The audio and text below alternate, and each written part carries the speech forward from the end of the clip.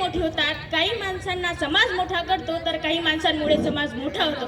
अशीच माणसं म्हणजे छत्रपती शिवाजी महाराज, राष्ट्रमाता जिजाऊ डॉक्टर बाबासाहेब आंबेडकर, ज्यांच्या नेतृत्वामुळे, ज्यांच्या कर्तृत्वामुळे त्यांच्या नावाचा उल्लेख केला जातो. असेच नाव म्हणजे डॉक्टर पंजाबराव देशमुख यांना व या सर्व मानवांना प्रथमतः वंदन करते व डॉक्टर पंजाबराव देशमुख यांच्याबद्दल विवेचन सुरू करते.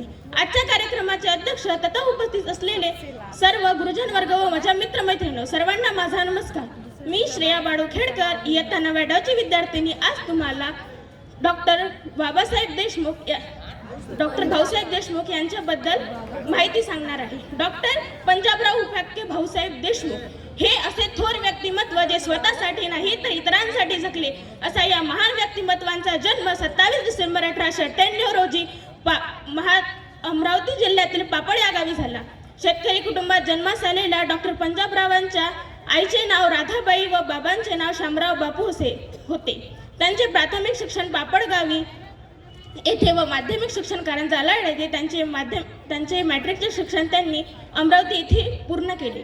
पुण्याच्या फर्ग्युसन कॉलेजमधून त्यांनी इंटरमिडिएटचे शिक्षण पूर्ण करून उच्च शिक्षणासाठी ते इंग्लंडला गेले. 1920 मध्ये त्यांनी तिथे डॉक्टरेट PhD ही पदवी संपादन केली. प्रतिकूल परिस्थितीची लढत असताना इच्छाशक्ती व आत्मविश्वासाच्या बळावर प्रकांड पांडित्य संपादन करणारे डॉक्टर भाऊसाहेब देशमुख हे कधीच पोथीनिष्ठ नव्हते तर ते कृतीनिष्ठ होते. याचा अर्थ असा की ते बोलण्यापेक्षा कृती जास्त करायचे.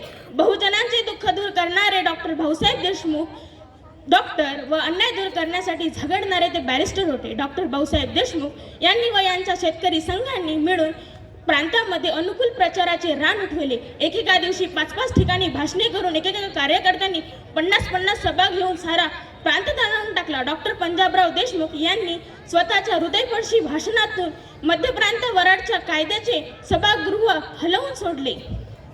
डॉक्टर पंजाबराव देशमुख म्हणत असत की जीवनामध्ये जर समाजामध्ये जर काही परिवर्तन करायचे असेल तर धन हे खूप महत्त्वाचे आहे.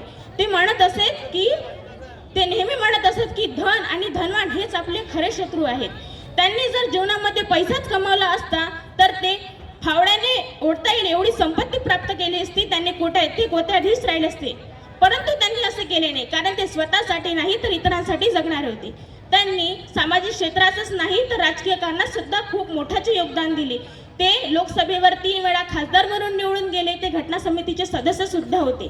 चिखलात पाय आणि पायात काटा असे मार्ग ग्रामीण विद्यार्थ्यांच्या वाटेला येतात, म्हणून त्याने श्री शिवाजी शिक्षण संस्थेची स्थापना केली. आणि मला नेहमी अभिमान वाटते की मी या शिक्षण संस्थेच्या शाळेत शिकत आहे.